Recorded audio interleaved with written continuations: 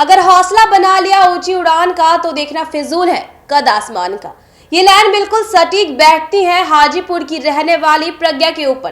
प्रज्ञा ने ऐसा क्या किया बताती हूँ, लेकिन उससे पहले मैं प्रार्थना और आप देख रहे हैं देशवा न्यूज। जैसा कि बीपीएससी ने 67वीं परीक्षा परिणाम को घोषित कर दिया है। आपको बता दें कि बीपीएससी की इस परीक्षा परिणाम के घोषित होते ही लोगों में खुशी की लहर है और इसी में प्रज्ञा ने भी बीपीएससी की इस परीक्षा को क्वालिफाई किया है और वो शिक्षा विभाग की डीपीओ बनेगी।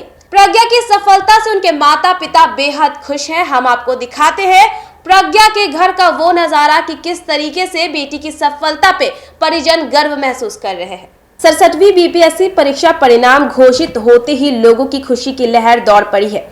हाजीपुर की प्रज्ञा ने बीपीएससी परीक्षा क्वालिफाई कर शिक्षा विभाग में डीपीओ बनी है, जबकि प्रज्ञा के माता पिता हाजीपुर के ही दो अलग अलग सरकारी विद्यालयों में बतौर हेडमास्टर के पद पर कार्यरत है। प्रज्ञा के दादा ने हेडमास्टर के पद से पिछले वर्ष ही 2005 में सेवानिवृत्त हुए हैं। आपको बता दें कि प्रज्ञा समस्तीपुर जिले की शाहपुरी पटौरी अंतर्गत धमौन गांव की रहने वाली थी, लेकिन फिलहाल पूरे परिवार के साथ वो हाजीपुर के वार्ड संख्या 5 में ही मकान बनाकर रहती हैं।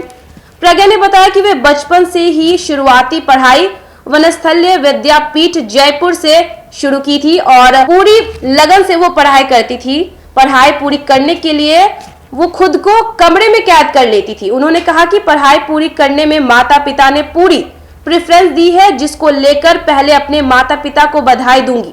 प्रज्ञा ने बताया कि मेरे माता पिता ने मेरी पढ़ाई को लेकर कभी भी भेदभाव नहीं किया है। बेटा बेटी को एक समान प्रेफरेंस दिया है।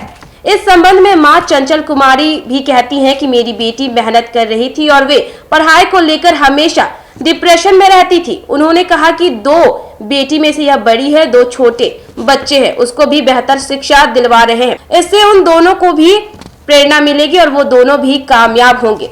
प्रज्ञा के पिता ने कहा कि मेरी बेटी ने मेहनत की थी, जिसका प्रतिफल है। उन्होंने कहा कि जो भी बच्चे पूरी लगन के साथ पढ़ाई करेंगे उनको सफलता जरूर मिलेगी।